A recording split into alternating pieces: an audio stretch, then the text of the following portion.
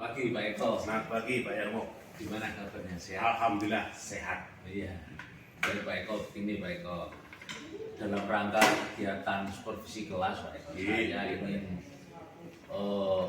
belajar diskusi bareng sama Pak Eko kaitannya dengan proses supervisi di dalam kelas. Jadi begini Pak Eko, sebelum melakukan supervisi itu saya akan melakukan percakapan pra-observasi Pak. Jadi melakukan pra-observasi. Jadi hal-hal yang perlu saya tanyakan adalah kaitannya dengan keseharian Pak Eko yang ketika berada dalam kelas. Ya, siap Pak Eko ya? Tidak ada masalah yang ganggu ya Pak Eko? Ya, Mas kosong. Ya. Siap. Ini Pak Eko, yang pertama, tujuan pembelajaran Pak Eko yang di kelas kemarin yang mau rencana outdoor learning itu apa tujuannya? Ya, tujuannya adalah supaya paling tidak kita tahu sampai seberapa jauh siswa tertarik tentang kemarin yang sudah secara teori kita jelaskan di kelas. Yang kedua, untuk mengetahui diferensi perbedaan metode belajar siswa. Mungkin ada yang suka diferensiasi gitu. Mungkin ada yang suka di kelas, mungkin ada di luar, mungkin harus dengan melihat atau cukup mendengar. Itulah tujuan saya untuk mengajak anak-anak ke tujuan outdoor learning tadi. Bagus, baik Pak Eko sudah menerapkan pembelajaran kaitannya dengan memfasilitasi anak-anak yang suka belajar dengan audio, dengan melihat, gitu. Jadi diferensiasinya mau dicapai dari sini ya.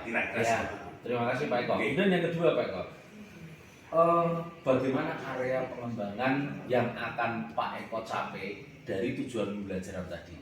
Jadi Pak Eko mau mengembangkan pembelajaran itu lebih ke arah mana sebenarnya? Kalau saya pribadi itu lebih menekankan ke katakanlah ke akhlak-akhlak yang baik. Misalnya juga pengembangannya tidak hanya teori tapi juga praktek. Maksudnya begini Pak ya, kalau di sekelas kan kita hanya aspek-aspek berdasarkan teori. Kalau di lapangan itu kan praktek. Ada nilai-nilai yang bagus di situ.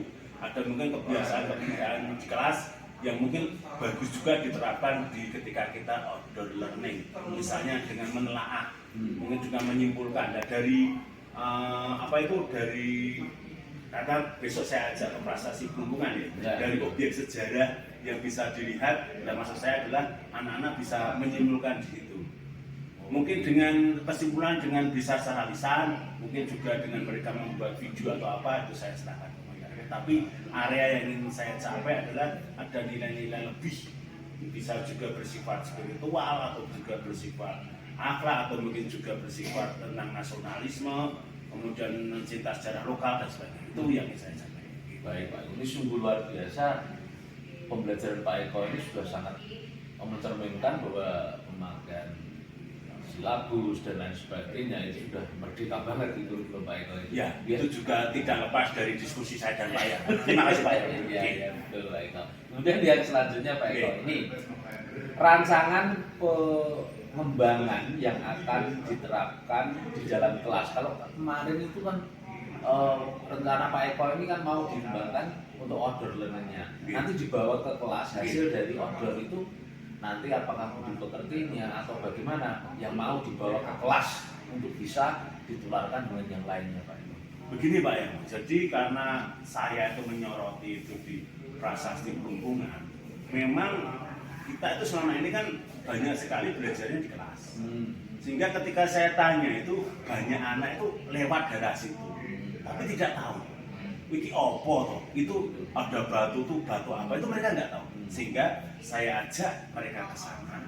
Kemudian saya jelaskan apa itu mengapa batu itu ada. Bahkan batu itu kan kalau kita lihat kan tertulis di angka 750. Jadi ada, kalau kita lihat kan berarti Salatiga tidak seperti yang kita kira. Salatiga adalah kota yang tertua di Jawa nomor 1 berdasarkan prasastinya, nomor 2 di Indonesia. Nah, itu kemudian kita bawa ke kelas, kemudian kita renungkan, dan kemudian harapan saya itu bisa anak-anak itu bisa menceritakan minimal ke keluarganya bahwa ternyata Salatiga yang hari ini jadi kota tertoleransi nomor 2 di Indonesia, dulunya adalah misalnya daerah pendidikan, misalnya apa itu bebas pajak, misalnya daerahnya tenang, soal juga. Nah, dengan hasil-hasil seperti itu harapannya mereka sadar bahwa Salatiga itu luar biasa, dan nanti harapan saya bisa mereka tularkan di orang-orang sekitarnya sehingga menjadi semangat, menjadi bangga dengan sebagai warga Salatiga. Kira-kira seperti itu. Oh gitu. Berarti metodenya pembelajarannya apa Pak Eko? Kalau itu metodenya yaitu tadi, kalau saya lebih suka ke problem based learning begitu. Jadi ada masalah. dapat problem based learning bisa ya, karena ada masalah orang hanya lewat ini, tapi tidak ke artinya. Iya. Kemudian kita ajak ke sana, ada problem seperti ini, nah pemecahannya kira-kira seperti yang saya katakan. Oh begitu ya. Jadi pelaksanaan di dalam kelas itu akan teruraikan ketika nanti belajar outdoor itu ya. Luar biasa.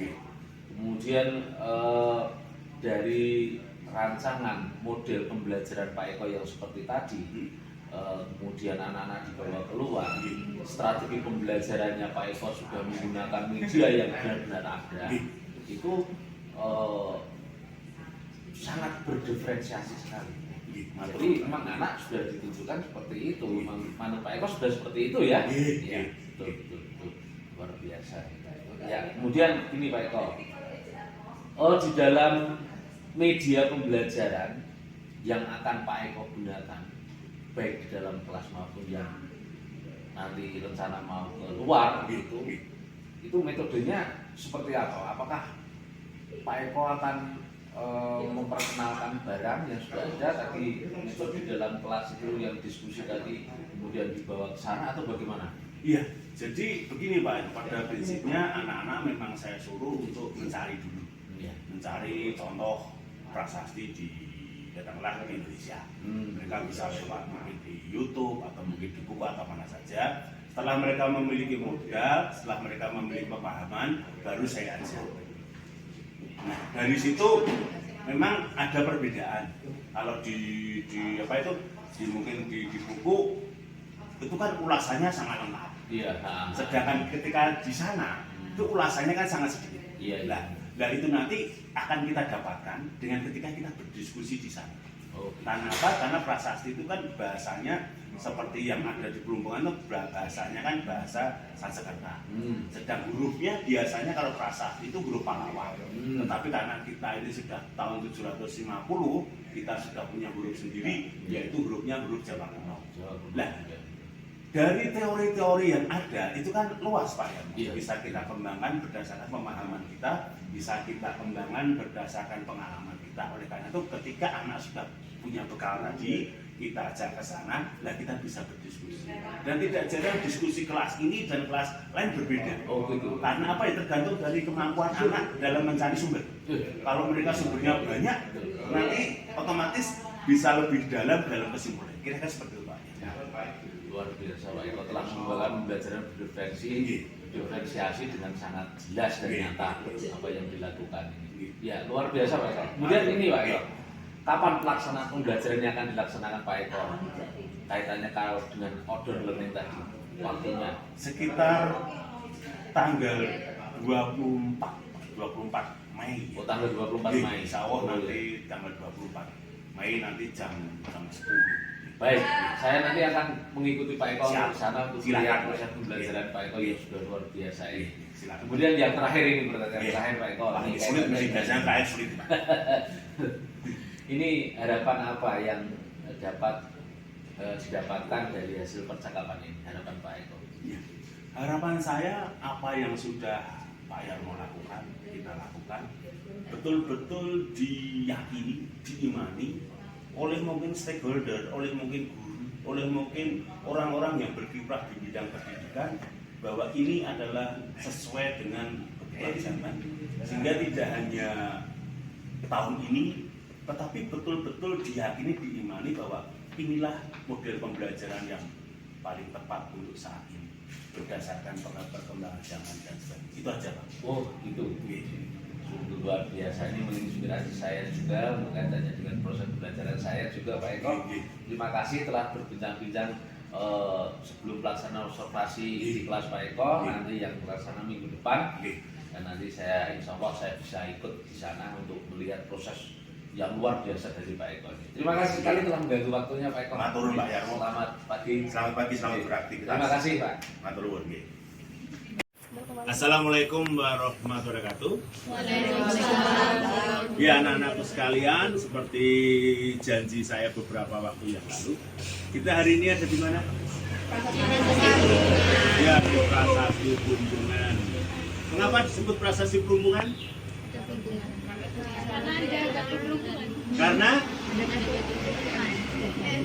Karena ada batunya. Karena apa? Karena untuk Peninggalan nenek moyang. Mengapa disebut Prasasti Plumbungan? Ada aksaranya. Mengapa? Ada yang tahu daerah mana ini? Pete sana. Pete sana. Sebelum Pete. Macanan sana. Pabelan juga sana. Ini daerah mana ini? Bugel kono. Auman. Ya, Plumbungan. Ya, betul. Disebut Prasasti Plumbungan karena ditemukan di Plumbungan. Kira-kira siapa yang pernah kesini sebelum kita hari ini kesini? Lewat. Sudah pernah kesini dengan Pak Guru SD sampai? Sama orang tua kamu sayang? Guru SD sampai? SD. Kamu? saya sering lewat. Sering lewat. Yang lain belum? Sebelumnya sekelas? Rumahnya di sini, Pak. Saya satu. Lewat, tapi belum pernah kesini.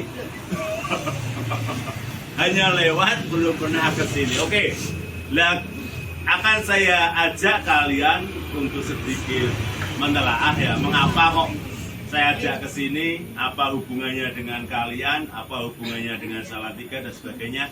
Ya, ini hanya sebuah batu, tapi batu ini bukan sembarang batu, ini adalah batu prasasti. Kita bisa melihat anakku ini isi prasastinya ya. Jadi tulisan yang ada di sini, simbol-simbol yang ada di sini sudah diterjemahkan, dialih aksarakan oleh beberapa ahli dan akhirnya diteliti ulang, disusun untuk melihat hari jadi Salatiga. 10 beliau ini yang mencoba untuk meneliti, mengaji dan menyusun. Ya. Jadi anakku, batu ini adalah batu prasasti. Dulu di semester 1 kemarin kita sudah banyak bicara, kita masuk ke masa sejarah setelah kita mengenal kita masuk ke masa sejarah setelah kita mengenal huruf atau aksara atau huruf, aksara atau tulisan. Betul ya, jadi kita masuk ke masa aksara setelah kita mengenal tulisan. Kita yang pertama berhuruf apa? Palawa. Betul. Kemudian bahasanya Sanskerta. Nah, Palawa itu kira-kira ini yo, isi prasasti itu, maaf, Sanskerta. Sedangkan hurufnya ini huruf Jawa kuno. Jadi hurufnya Jawa kuno, tetapi bahasanya bahasa Sanskerta. Di sini ada yang ikut duta wisata Salatiga? Ada yang berencana ikut? Kamu ikut? Ben, mau ikut? Angel? Ya, kalau besok kamu sebagai duta Salatiga, kamu salamnya setelah mungkin Assalamualaikum, kemudian salam sejahtera selalu, maka kamu salamnya adalah salamnya Sirastu Swasti Praja, yang artinya semoga bahagia, selamatlah rakyat sekalian. Jadi itu salam khas kota Salatiga berdasarkan dari prasasti Plumbungan ini. Ya, jadi anakku, siapa di sini yang tidak tahu asal usulnya? Simbahe sopo, bapak sopo kan ngerti kabeh ya. Nah, tetapi itulah keberuntungan saya dan kamu, kita tahu siapa ayah kita, ibu kita, kakek nenek kita dan seterusnya, kita tahu. Nah, sama ya, kalau kita tidak tahu ini apa, maka kita hanya mungkin lewat tok dan sebagainya. Ini adalah masa lalu kota Salatiga yang melatar belakangnya mengapa Salatiga kok seperti ini. Salatiga dikenal sebagai kota yang apa? Toleransi. Nomor berapa kita toleransi di Indonesia? Satu. Dulu satu, sekarang. Tapi intinya kita adalah kota yang toleran. Nah, tolerannya itu apa? Sebabnya apa? Nanti kita bisa lihat sama-sama. Nah, Pak Eko kesini dulu. Jadi anakku, itu terjemahnya. Ini hurufnya Jawa. Ini tutup ya, museumnya tutup. Besok kamu kalau museumnya buka, kamu bisa ketemu dengan Pak Sorotun, namanya Sorotun ya. Namanya Sorotun. Kamu bisa bertanya tentang Kota Salatiga. Beliau lebih kan tugasnya kantor tuh ada tentangnya. Didodong ning kantor didodong. Bisa ditelepon kalau kamu ingin ketemu bisa ditelepon. Beliau masih di kantor. Kan bisa hubungi. Ya. Jadi anakku, ini saya kini alih aksaranya ya. Semoga bahagia, selamatlah rakyat sekalian tadi sudah. Tahun Saka telah berjalan. Jadi batu ini anakku ditulis di tahun 750 Masehi, tanggalnya 24, bulannya bulan Juli, harinya hari Jumat, tengah hari.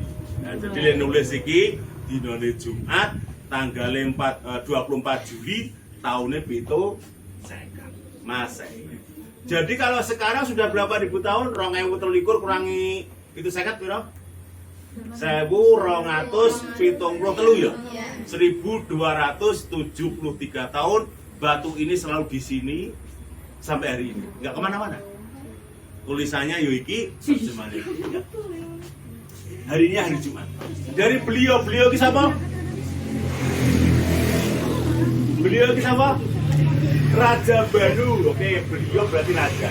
Dari agama apa? Hindu apa? Hindu apa? Wih, patung apa wih? Ganesha anaknya siapa? Anak Siwa. Ganesha ki anak Siwa, betul. Sehingga Hindunya Hindu Siwa. Jadi Salatiga mbiyen mayoritas pemeluk agama Hindu aliran Siwa. Oke, tak lanjut nih. Untuk kebangkitan kepada Yang Maha Tinggi telah menganugerahkan sebidang tanah. Siapa yang menganugerahkan sebidang tanah? Dewa atau? Ya, dewa atau? Raja? Banu, bukan raja. Dewanya Dewa Siwa, rajanya Raja Banu ya. Sebidang tanah atau taman agar memberikan kebahagiaan kepada mereka. Jadi Raja Banu pada waktu itu memberikan hadiah berupa tanah. Kira-kira saat tanah pada waktu itu milik siapa? Punyanya raja, betul. Semua tanah itu punyanya raja. Tetapi begitu rakyat diberi tanah, otomatis hak atas tanah menjadi hak daripada yang di. Sebenarnya rakyat itu hanya masalah tanah itu rakyat sifatnya bagaimana tuh? Diberi atau dipinjami? Dipinjami. Kewajibannya apa? Merawat. Kecuali merawat, kompensasi ekonomi apa yang diberikan kepada raja? Pajak. Jadi rakyat harus membayar pajak. Tetapi karena ini diberi, maka rakyat dibebaskan untuk tidak membayar pajaknya. Buat para pejabat begitu? Bisa jadi. Tidak, pajaknya untuk merawat daerah tersebut, misalnya merawat tentang prasasti ini, keberadaan prasasti ini, atau tentang candi-candi di sekitarnya dan sebagainya. Oke, saya lanjutkan ya. Sebidang tanah atau taman agar memberikan kebahagiaan kepada mereka. Jadi raja memberikan tanah itu dia juga berspekulasi ya. Berspekulasi bagaimana? Harus yakin bahwa rakyatnya itu setia. Karena bisa saja kalau rakyat tidak setia, nanti tanah yang diberikan nanti didirikan negara baru yang nanti melawan raja pemberinya. Ingat dulu ketika Raden Wijaya diberikan tanah oleh Jayakatwang, akhirnya nanti Raden Wijaya memberontak melawan Jayakatwang. Jadi raja itu dalam memberikan tanah itu juga harus hati-hati ya. Karena ada konsekuensi tersendiri ketika tanah itu diberikan. Karena tidak ada ikatan secara ekonomi dan sebagainya. Oke. Terus kemudian ya, yaitu Desa Hampra. Hampra ini di sini, Hampra itu di sini. yang terletak di wilayah Tigram Yama atau Solo Tigo. Jadi Solo Tigo dulu namanya adalah Tigram Yama. Wilayahnya itu Beringin, Pelumpungan sini dan Pulutan. Ada sisa Pulutan kan? Apa beda? Ya, ada sisa Pulutan ya. Pulutan, Beringin dulu termasuk wilayah Solo Tigo. Oke. Dengan persetujuan dari Sida Dewi sang Dewi yang sempurna atau mendiang. Kalau mendiang itu berarti dewinya hidup atau meninggal? Ya, dewinya meninggal. Jadi zaman dulu orang yang baik atau raja, kalau laki-laki jadi dewa, kalau meninggal, kalau perempuan jadi dewi. Ya, jadi mendiang Dewi Sida Dewi ini seperti seolah-olah itu hadir untuk memberikan semacam hadiah bebas pajak atau perdikan kepada desa Hamu. Jadi seperti Pak Eko dulu waktu kecil ya, Pak Eko waktu kecil itu ketika menyebut nama kakek, buyut dan sebagainya, ayah Pak Eko juga itu menyebutnya bukan namanya, tapi Suwargi. Suwargi itu artinya Suwargo atau surga. Jadi kakek nenek kita itu kita tempatkan di tempat yang tinggi, yaitu di surga. Suwargi pas ijek sugeng, Suwargi pas masih hidup dan sebagainya. Sehingga itulah agama yang awal ya, dimana kita menghormati roh nenek moyang. Oke, baik lagi sekali lagi. Ditetapkan dengan tulisan atau prasasti yang ditulis menggunakan ujung memperlam. Ujung memperlam itu ada yang mengatakan itu mangga muda, tangkainya kalau di toplek gitu ya diputus, ada getahnya, ada getahnya buat nulis di sini. Setelah nanti kering baru ditatah pakai logam tatah itu ya. Juga jadilah ini. Oke. Dari beliau yang bernama Banu, betul. Dengan bangunan suci atau candi ini selalu merupakan hidup. Jadi Raja Banu pada waktu itu berdoa dengan bangunan suci ini ya, dan candi itu sudah datang. Selalu merupakan hidup abadi. Apa bukti doa Raja Banu yang abadi tadi dikabulkan?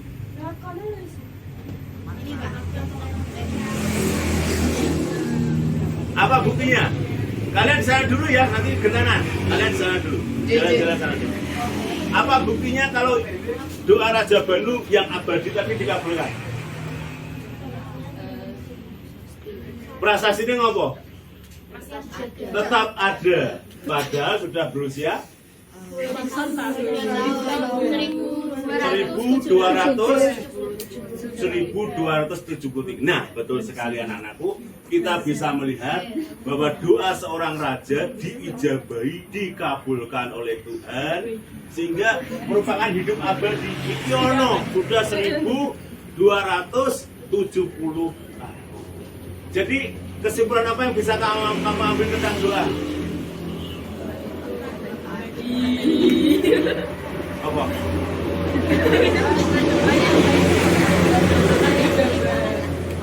Doa adalah kekuatan yang abadi, yang ajaib. Doa adalah kekuatan yang ajaib. Oke. Lagi. Doa, ayo.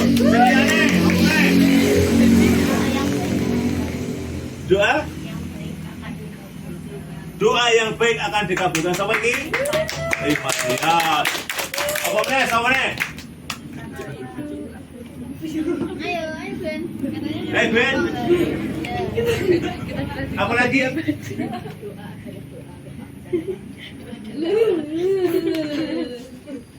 Ya, jadi pelajaran yang bisa kita ambil, jangan takut, jangan pernah bosan untuk selalu. Karena ternyata Raja Banu beragama apa? Siwa. Yang berbeda dengan agama saya, mungkin berbeda dengan agama Anda dan sebagainya, tapi dikabulkan oleh Tuhan bahwa yang ditulis ini abadi. Kan tidak semuanya abadi ya, tidak semuanya itu prasasti itu ada, tidak semuanya tuh sampai hari ini prasasti itu masih ada. Tapi di sini kita bisa melihat bahwa prasasti. Oke. Terus kemudian refleksi apa yang bisa kamu ambil? Tadi Pak Eko di awal tadi mengatakan Solo Tigo adalah kota yang toleransi. Nah sekarang dengan keberadaan ini berarti kita bisa menyimpulkan dulu nenek moyang kita bagaimana? Toleransi. Kemudian Agak banyak Ketika ini. diberi hadiah oleh pemimpin berarti rakyat sholat 3 menit. Amanah, pinter ya amanah. Terus apa meneh? Bisa bertanggung jawab ya. Apa meneh? Jujur apa meneh?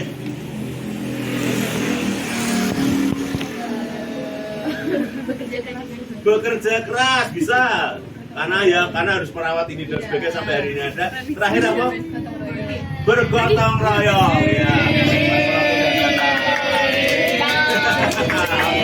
Jadi anakku, itulah yang bisa kita pelajari dari nenek moyang kita yang mau gotong royong, religius, amanah, bisa dipegang apa jenenge tanggung jawabnya, kemudian toleransi, kemudian pintar dan sebagainya. Sehingga kalau kita tarik hari ini Salatiga sebagai kota yang paling toleran. Kemudian banyak orang-orang dari luar Jawa yang belajar di Salatiga, Bosko Papua, Bosko Kalimantan. Ya. Ada di sini dari keturunan Papua? Ini Pak. Ya, jadi itulah pelajaran penting anakku ya. Kenapa Salatiga itu seperti ini? Ya, karena dulunya nenek moyang kita tadi toleransi, kemudian pandai, kemudian juga hawanya sejuk, tidak panas, tidak dingin, ya sejuk, bisa untuk belajar dengan enak dan sebagainya. Sehingga itulah hal yang positif yang harus bisa kalian ambil. Orang Papua kesini jauh-jauh, ya toh. Orang Kalimantan itu untuk belajar. Sedangkan kamu sendiri, rumahmu paling jauh mana ini? Google Tingkir ya sehingga sekali lagi harapan saya kamu mau belajar dengan lebih giat. Kita sudah punya modal yaitu sejarah yang mengajarkan kita tentang Kebaikan. toleransi, mengajarkan kita tentang gotong royong, jujur, amanah, dan satu lagi bertanggung jawab, yaitu modal kita. Sehingga anakku, kenapa saya ajak ke sini supaya kamu tahu yang pertama bahwa Salatiga adalah kota tertua nomor 2 di Indonesia. Yang pertama adalah Sriwijaya, yang kedua Salatiga. Kita berbuat. Nenek moyang kita betul-betul luar biasa mengajarkan pada kita tentang toleransi, belajar dan sebagainya. Sehingga kita sebagai anak cucunya wajib menjalankan apa yang sudah diajarkan pada dulu sehingga kedepannya kita lebih baik. Ada yang mau bertanya silakan. Ya. Itu suatu saat tulisannya akan hilang. Akan hilang, bisa rusak, kapan? Mungkin. Yang jelas tergantung manusia. Kalau ada orang iseng dipukul-pukul gitu ya. Tapi kalau kita ini kan sekarang sudah dikasih kaca ini, harapannya kan tidak dipegang-pegang. Ayo, harusnya emang ini rapat deh, harusnya ya. Oke tadi. Lah iya makan itu. Kok bisa bagus Pak tulisannya? Pak, yang ini ada tulisannya. Pak, seperti megang-megang, Pak. Kocok. Oh, kalau prasastinya itu mulai dibaca itu sekitar tahun 70-an. Dulu kan ini rumahnya Pak Hartoyo itu, beliau itu sebagai penjaga museum yang pertama. Sehingga dia dulu kalau mainan ya di sini, nongkrong di sini. Karena nggak tahu. Baru setelah ada kata dia ya ada orang Jepang datang tahun 80-an. Oh ini prasasti baru mulailah digali, dikulik dan sebagainya, akhirnya dialih aksara. Jadi ini nggak pernah hilang prasastinya di depan rumah. Pak, kira-kira kalau ini Nggak pernah terkubur. Ya? kalau ini dipecah gitu. Ya cuma batu biasa. Ya. Isinya apa? Ada lagi yang bertanya? Telur bebek. Ini loh. Sedangkan nanti yang teknisnya kamu bisa tanya pada Pak Surotin ya. Itu bawahnya alih aksara itu. Iki loh. Ya. Iki loh tulisannya. Dipakai apa belum? Nggak ada itu terpisah. Nggak ada. Yang translate siapa? Memang sumbernya Klero sangat sedikit.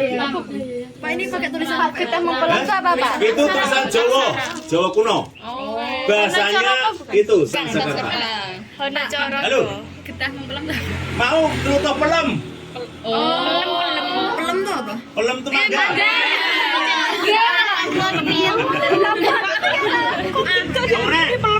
Di sana adanya. kan udah itu saya kuno. Jadi kan sekarang yang kita pakai itu yang dulu ditulis Sultan Agung. Kan Solong tetap Solong Kawi modern kan. Dan lagi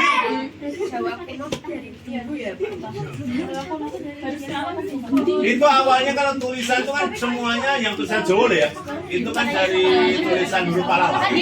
Nanti dimodifikasi oleh huruf Padang, Jawa,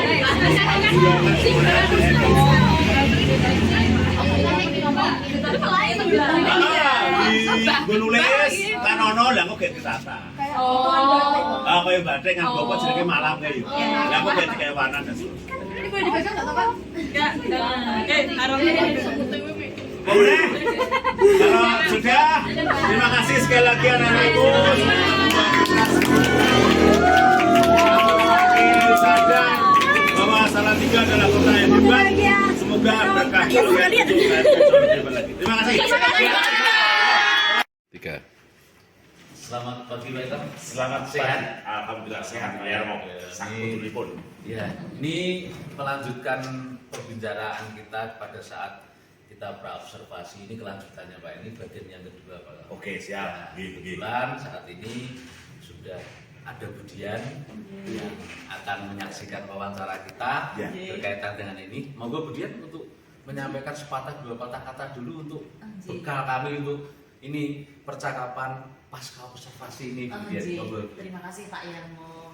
Bismillahirrahmanirrahim. Assalamualaikum warahmatullahi wabarakatuh. Waalaikumsalam warahmatullahi wabarakatuh.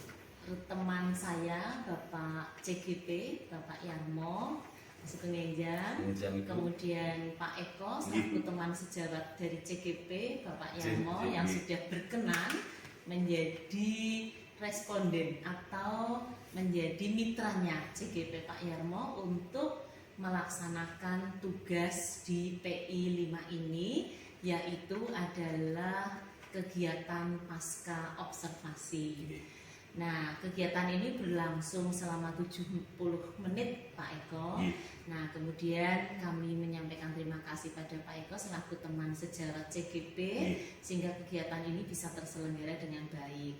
Juga terima kasih pada Mas Hendrikus yang memvideokan kegiatan pagi ini dan teman-teman di perpustakaan SMA Negeri 1 Salatiga yang sudah memfasilitasi kegiatan ini sehingga kegiatan ini bisa berjalan.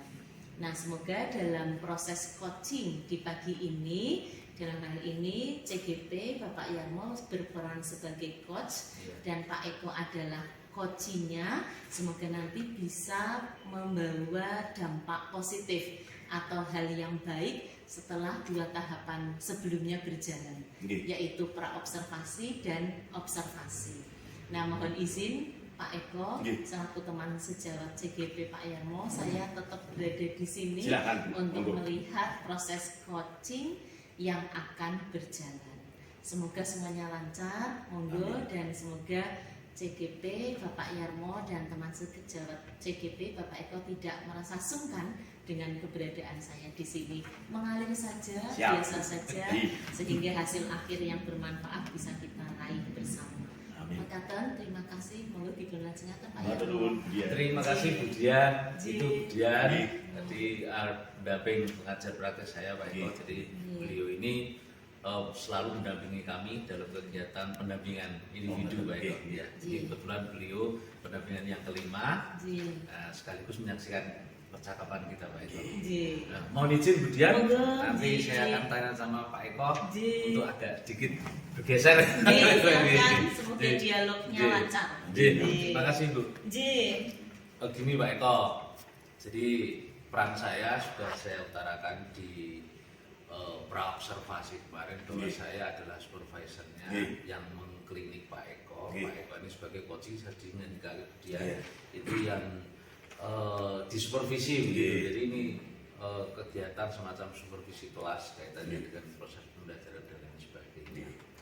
Jadi nanti akan saya tanyakan beberapa hal kaitannya dengan kegiatan yang sudah Pak Eko lakukan sebagai guru mata pelajaran sejarah di SMA Negeri 1 Salatiga. Pertanyaan ini nanti Pak Eko menjawab yang berdasarkan pengalaman saja, berdasarkan pengalaman dan perasaan Pak Eko. Betul Pak ya? Siap. Ya, gitu. Gini Pak Eko, setelah saya melakukan pengamatan dan wawancara baik di pra dan observasi, bagaimana kesan Pak Eko setelah melakukan pembelajaran itu Pak? Pembelajaran di kelas. Turun Pak ya.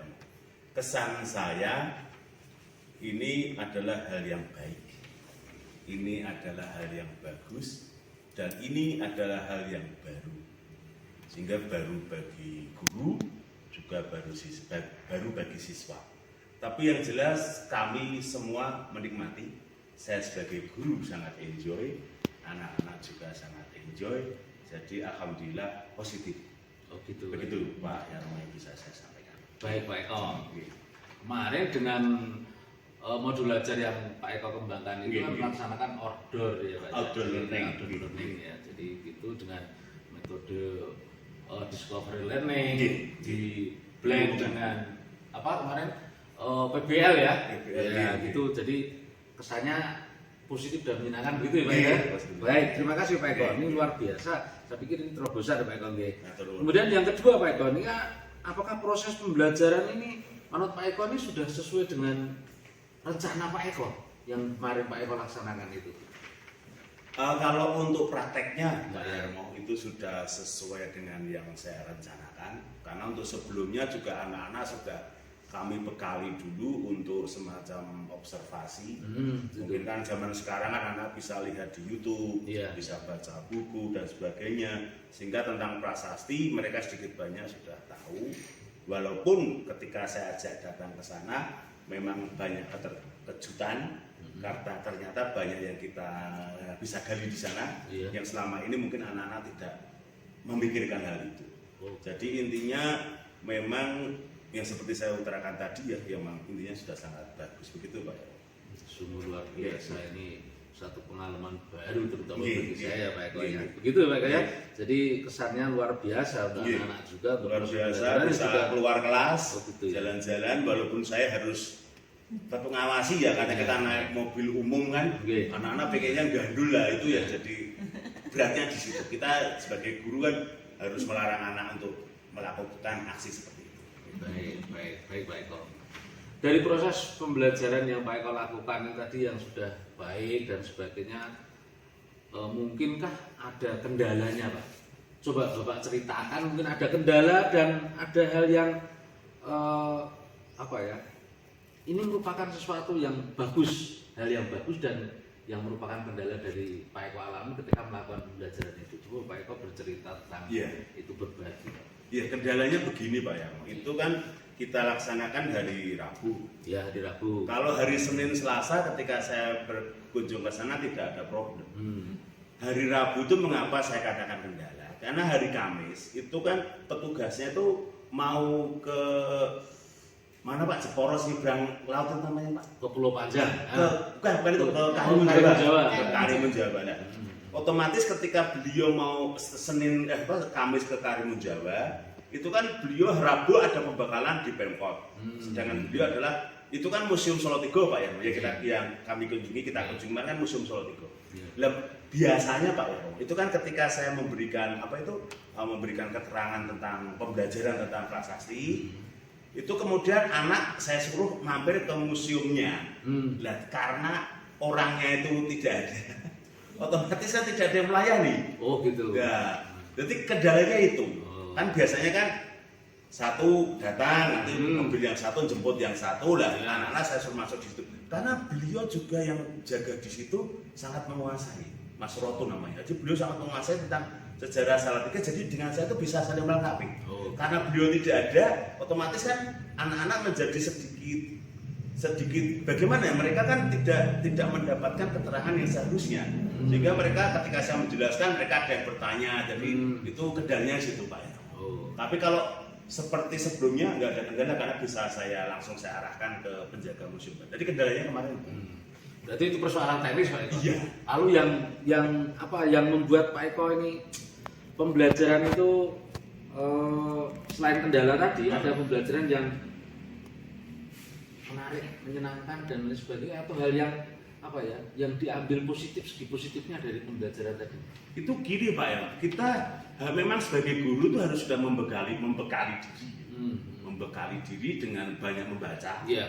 supaya kita itu bisa menyimpulkan tanpa ada di situ. Gitu. Misalnya kan prasasti di situ kan hanya Pak ya, prasasti itu kan hanya terjemahan dari apa yang tertulis di batu itu ya. Iya. Nah, kita sebagai guru tuh harus bisa menghubungkan. Misalnya Salatiga di waktu dulu seperti ini, penuh toleransi dan nah sekarang Salatiga hari ini kota toleransi nomor 2. Berarti saya sebagai guru harus bisa menghubungkan mengapa Salatiga kok jadi kota toleransi, karena dulu nenek moyang kita mengajarkan toleransi, buktinya ada di sini. Oh begitu ya. Sehingga kita kok Salatiga jadi kota toleransi karena nenek moyang kita mengajarkan seperti itu. Jadi itu Pak ya, jadi itu yang harus kita siapkan ya. Misalnya saya nggak siap untuk menyimpulkan itu ya pelajarannya kaku nanti. Sehingga saya pribadi saya harus banyak membaca, saya harus banyak mendengar, saya harus unggul satu malam dengan siswa dan supaya saya paling tidak kelihatan. Karena sekarang kan informasi kan tidak hanya dari guru Pak ya. Iya, betul. Sehingga saya tidak kalah dengan itu aja Pak ya. Bagus sekali Pak Eko. Ini kan bekat. Oh iya. Apa yang saya Kita saling berbagi Pak Eko ya. Berarti ini satu hal lagi kaitannya dengan tadi Pak Eko. Pak Eko sudah menjelaskan ada kendalanya, kemudian bahwa pelaksanaan pembelajaran tadi yang masih ada yang belum tercapai begitu, ada nggak? Ya yang kalau saya yang nggak bisa menjelaskan secara utuh yang tidak tercapainya itu. Karena narasumbernya kalau itu ada ya insya Allah semuanya tercapai. Baik Pak Eko. Terima kasih Pak Eko. Nih. Kemudian nih pertanyaan selanjutnya Pak Eko begini Pak Eko. Jika ketercapaian pembelajaran sesuai dengan rencana yang Pak Eko kembangkan tadi, misalnya dibuat persentase itu kira-kira berapa persen Pak? Tingkat keberhasilannya Pak? Itu kalau misalnya masnya itu ada, itu mungkin 90-95. Tapi kalau masnya nggak ada 80, karena yang melengkapi kan yang itu tadi. Cuman kalau kita bisa laksanakan dengan baik Mas, Pak Yarmo, itu saya yakin mungkin kalau 100% itu mungkin terlalu sombong ya saya. Kan 100% miliknya Gusti Allah ya. Mungkin 90, 95 saya jamin insya Allah bisa. Karena apa? Karena itu nanti kan tidak hanya mengajak siswa tapi bisa mengajak orang tua. Orang tua kan bisa saja diajak siswa ke berhubungan atau ke depannya nanti orang tua dan siswa bisa sering jalan-jalan karena kita sudah wali kan. Jalan-jalan itu menyenangkan, jalan-jalan itu asik, gak harus mahal dan nanti kan bisa mengajak orang. Jadi ya itu tadi saya 90-95 kalau betul-betul kita laksanakan dengan terus-menerus artinya tercapai itu Pak. Oh gitu. Ini angka persentase yang sungguh luar biasa menurut saya Pak Eko. Kalau misalnya tadi ada masnya penjaga di situ atau tour guide-nya ada di situ itu bisa sampai 95 misalnya. Karena begini Pak Rio, karena anak-anak itu setelah penjelasan kan kita dibatasi oleh waktu ya. Itu mereka nggak mau belanja. Gitu. Terus saya, Pak jangan dulu baru seru. Nanti ajak bapak ibumu, kakekmu yang aku ke sini. Lalu mereka baru belajar. Harapan saya mereka datang, belajar, bisa mengajak saya atau langsung dengan Mas Suratunya dari situ. Ini luar biasa, berkaitan dengan tingkat ketercapaian. Ini berarti Pak Eko sudah melaksanakan pembelajaran ini sudah berdiferensi banget begitu ya. Ya, Pak Yarmo itu fasilitasi. Jadi yang kinetetis, ya visual, auditor itu sudah tercapai semua di situ ya. Berarti ini sungguh luar biasa. Kemudian sudah ada pelibatan KSE juga kan ya. Betul, sungguh luar biasa Pak Eko. Nah, pertanyaan selanjutnya Pak Eko nih. Kayak mantap pertanyaan berapa? Wah, ini pokoknya kita dialog ini sampai sore kan. Gitu ya. Jadi ketika itu sampai 70 menit ya. Kemudian begini Pak Eko, apa yang menjadi kesulitan bagi siswa sehingga kalau tadi ada kompetensi yang belum tercapai Pak Eko? Begini, jadi memang kalau untuk pelajaran sejarah itu kan siswa itu punya paradigma lama. Jadi pelajaran sejarah itu pelajaran yang membosankan, bikin ngantuk, menjemukan dan sebagainya. Itu adalah yang memang di situ hafalan, terus kemudian masa lalu. Dan itu kendalanya. Sehingga saya harus bisa merubah bahwa masa lalu itu memang ada. masa kini itu juga yang terjadi hari ini dan masa depan harus baik, itu harus sesuai dengan harapan kita. Jadi permasalahan itu Pak ya. Jadi saya sebagai guru harus bisa menjadikan pelajaran sejarah itu ada nilai esensial, nilai yang penting yang bisa kita tarik hari ini, sehingga anak-anak itu belajar sejarah itu tapi masih tetap sesuai dengan hari ini. Karena tidak harus masa lalu yang bikin ngantuk itu Pak ya. Kesulitannya di situ Pak ya. Oh, gitu. Merubah Ya. mindset anak-anak ke arah itu. Baik. Ini semacam apa ya?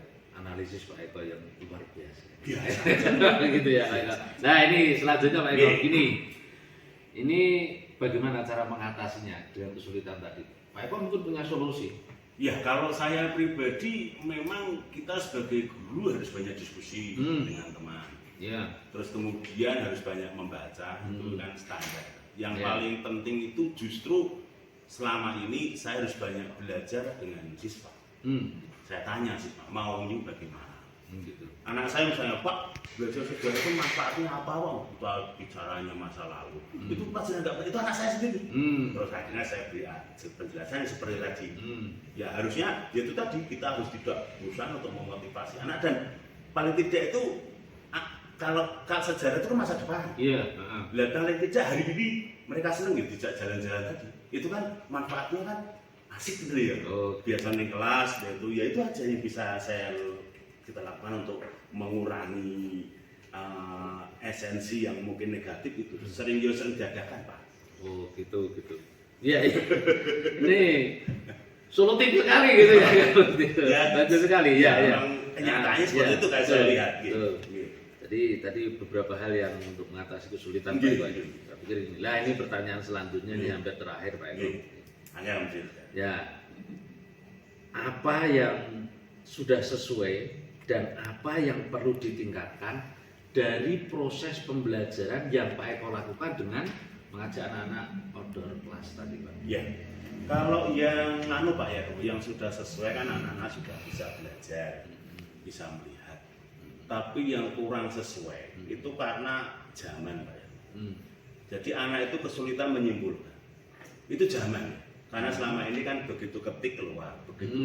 Iya. Tetapi kalau kesimpulan kan nggak ada. Harus dari diri kita. Kesimpulan itu kan kesan gitu. Iya. Saya dengan Pak Yarmo sudah kenal lama. Ketika saya suruh menyimpulkan Pak Yarmo kan bisa panjang lebar ya. Iya. Saya dengan Budian baru hari ini. Sehingga ketika saya disuruh menyimpulkan Budian seperti apa kan saya belum banyak kenal beliau. Jadi itu yang sulit Pak ya. Jadi ketika anak itu coba kamu simpulkan, itu perlu dibimbing.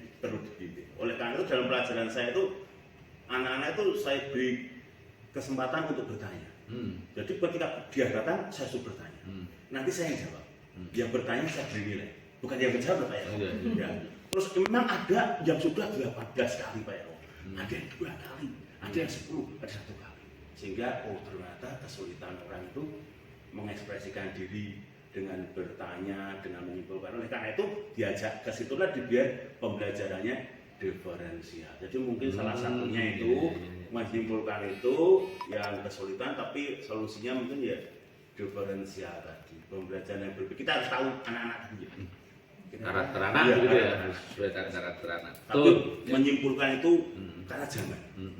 Zaman sudah berubah. Iya, baik Pak Eko. Ini sekarang ini tadi pembicaraan dari pertanyaan pertama dan sebagainya. Kira-kira saran apa yang ingin Pak Eko sampaikan untuk tujuan pembelajaran yang lebih luas Pak Eko? Untuk kepentingan belajar yang lebih luas. Ya. Mungkin kurikulumnya atau mungkin bagaimana kita harus mengajarkan pembelajaran kita di kelas dengan anak-anak dan sebagainya. Mungkin ada saran Pak Eko? Ya kalau saya saran Pak. Iya. Mungkin bagi pemerintah siapapun beliau yang berkuasa besok saya nggak tahu. Itu ada ketulusan hati untuk betul-betul itu menjadikan pendidikan sebagai salah satu solusi untuk kemajuan sebuah bangsa. Pendidikan menjadi salah satu solusi untuk siswa merubah nasib. Sehingga pemerintah itu harus tulus. Apa yang kita lakukan ini, apakah proyek, apakah betul-betul tulus untuk kemajuan pendidikan Indonesia. Itu pesan saya dari untuk pemerintah. Iya, iya. Tolong tulus. Nah orang kok diasap kok. Nah. Harus tulus. Iya, iya, iya. Kedua, kita jadi guru juga harus mau berubah. Karena zaman sudah berubah, siswa sudah berubah.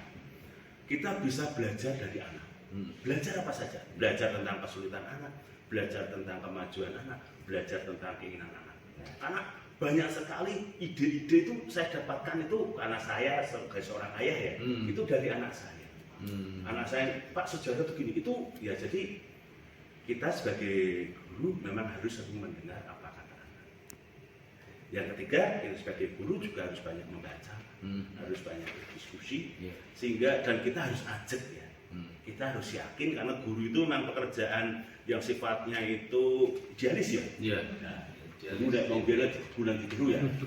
Kita nggak boleh salah gitu Pak ya. Iya. Guru harus sempurna harus. Nah itu kita harus ajak, kita harus idealis, kita harus mau memperjuangkan itu. Karena saya berpikir kalau guru itu mengajar dengan sungguh-sungguh, surga itu bukan hal yang sulit. Jadi kita ibarat itu kita ngawai niat bagi guru, neng ngajar ya tenanan. Rakatan kui anak wong liya dianggap kui anak itu. Dan kita selalu berdoa, kita bangga. Semoga anak-anakku besok semuanya jadi manusia yang lebih hebat dari Pak Eko. Kalau saya seperti ini, kira-kira itu Pak Eko. Luar biasa, Pak Eko. Kira-kira. Terima kasih Pak Eko, ini luar biasa hasil kita coaching hari ini. Ini sungguh masukan, tanggapan Pak Eko kaitannya dengan proses pembelajaran dengan angka ke depannya, bagaimana belajar kita harus kita bawa dan sebagainya. Luar biasa Pak Eko. Terima kasih sekali telah berkenan bercakap-cakap dengan saya Pak Eko. Ya, mudah-mudahan nanti kita bisa bicara lebih panjang lagi di lain kesempatan. Amin. Terima Dan kasih. Saya juga terima kasih selama ini sudah dibimbing oleh Pak Yarmo sehingga saya bicara seperti ini. Sama-sama Pak Eko. Oke. Begitu tadi Budian non sewu percakapan saya mengakhiri dari pasca observasi ketika saya menjadi coach dari Coach Pak Eko mata pelajaran sejarah. Mungkin ada sepatah dua patah kata kaitannya dengan hasil pengamatan Budian berkaitan dengan apa yang kami bicarakan tadi Bu. Monggo Ibu silakan. Terima kasih Pak Yarmo mengamati dialog pasca observasi selama dari awal sampai akhir tadi. Sungguh saya bersyukur karena yang pertama sebagaimana di akhir pendampingan individu 4 nih Pak Yarmo pernah saya sampaikan ke Pak Yarmo sesuai dengan apa yang ada dalam LMS bahwa CGP mencari satu orang rekan sejawat. Nah ini sudah dilaksanakan oleh Pak Yarmo dengan memilih Pak Eko sebagai teman sejawat penjaringan untuk praktek coaching. Terima kasih sekali sekali lagi ke Pak Eko juga kesediaannya. Kemudian Pak Yarmo mendampingi mulai dari penyusunan RPP. Saya lihat tadi juga sudah dilakukan dengan baik. Sudah ada produk yang dihasilkan arupi RPP dan itu sudah saya terima ugi Pak Eko RPP penjaringan. Terima kasih. Kemudian ada pra observasi dan hari ini pasca. Sehingga seluruh rangkaian ini sudah bisa dilaksanakan dengan baik. Besar harapan saya nanti Pak Yarmo yang sedang mengikuti pendidikan guru penggerak berupa kegiatan yang namanya CGP, calon guru penggerak dalam kegiatan ini, dalam pendampingan PI 5 ini, semoga nanti bisa memberikan kontribusi yang besar juga agar Pak Yarmo nanti di waktu yang sudah ditentukan ke Pak Eko lulus dari proses penggodokan ini dan C-nya hilang sehingga tinggal GP saja guru pemandu. Nah dalam CGP ini ketika teman sejawat Pak Eko yang dipilih saat ini semoga ke depan semakin banyak teman-teman sejawat Pak Yarmo yang nanti juga akan merasakan apa yang sudah dirasakan oleh Pak Eko. Terima kasih, salut, sukses sekali, matur nuwun. Saya akhiri, assalamualaikum warahmatullahi wabarakatuh. Waalaikumsalam warahmatullahi wabarakatuh. Terima kasih Budian. Sampai jumpa.